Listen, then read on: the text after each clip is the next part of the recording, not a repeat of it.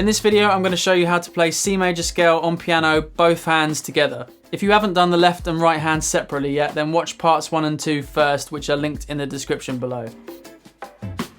This channel is your guide through developing all the different skills and knowledge you need to become a better piano player and musician. So if that's something you want to do, consider clicking the subscribe button and the notification bell so you don't miss out on anything you need to learn.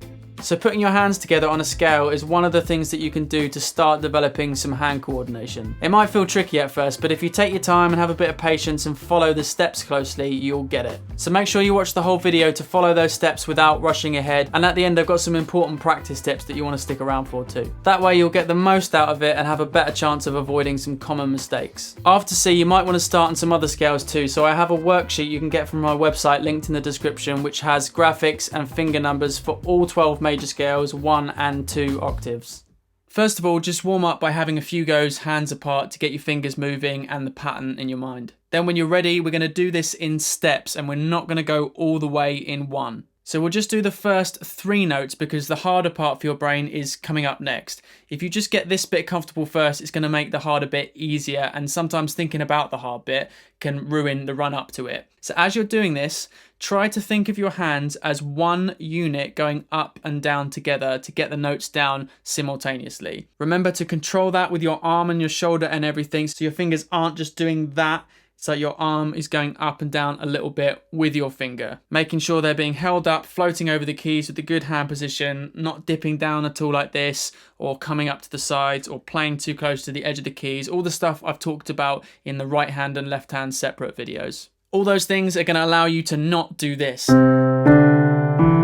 which you might do a bit to start with. Don't worry if you do, it takes practice. So try and get through the first 3 notes cleanly and as evenly as you can, like this. So your wrists coming up and down together as you're playing it. Really just feeling your fingers going in order. No turns yet, just going from left to right. And when that feels super comfortable, move on to step 2. So here we're just going to get to the 4th note and pause, no further. On the 4th note, our right hand needs to make a turn, but the left doesn't. A little trick I like to teach people is to just concentrate on the hand that's making the turn. So here you focus on your right hand. Meanwhile, the left hand fingers are just going in order.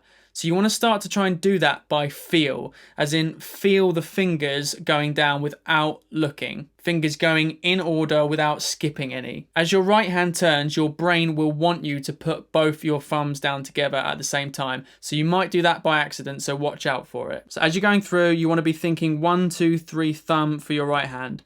1, 2, 3 thumb, and pause there.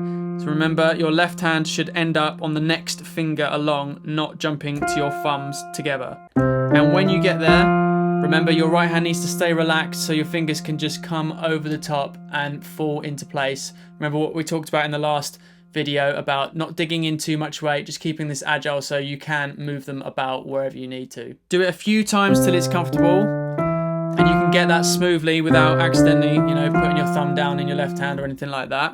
So now we go all the way to the top. So once you're in that position on the 4th note after making that thumb turn in your right hand, remember I said just focus on the hand that has to do something.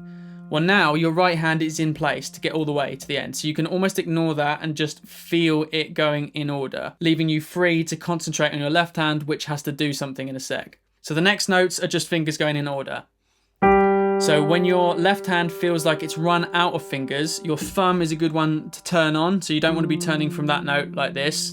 That's never something you want to be doing. So we're here and we've got 3 notes to go. So block of 3 notes here, block of 3 fingers in your left, finger 3 comes over. So you're concentrating on your left. At the same time, you're just feeling your right hand go down.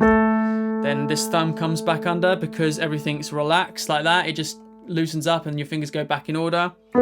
And then you're free to go all the way to the top. So it's okay to go up and be pausing a bit on the first few goes. So you might get the first 3, pause, get your thumb under, as long as everything's relaxed, and then pause, and then 3 over. But after you're getting comfortable with that, then you want to try and prioritize the timing. So keep an even sense of time in your head, and then try and make the next pulse.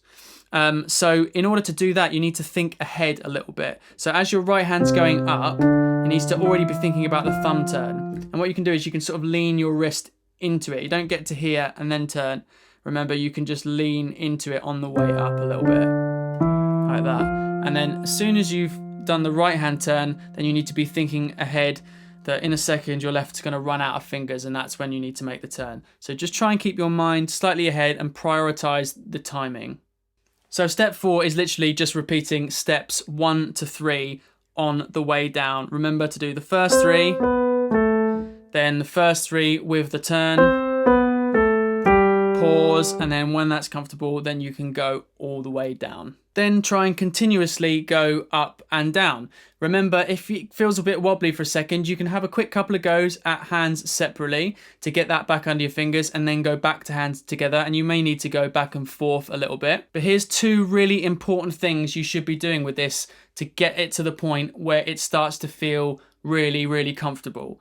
The first thing is to be really good at observing your own playing, making sure that you're using the right fingers, that your hand isn't dipping, that you are holding your wrists and floating over the keys really well. All the little things I've mentioned, you need to be observing yourself really well to make sure that you're doing them properly. Obviously, there's a lot to think about, so that will take some practice. And the best way to practice this is going to be little and often. After you've had a good session or a couple of sessions actually properly working on it, the best thing that you can do is to come back to it a good few times a day for a while, but only for a couple of minutes here and there if you haven't got any longer.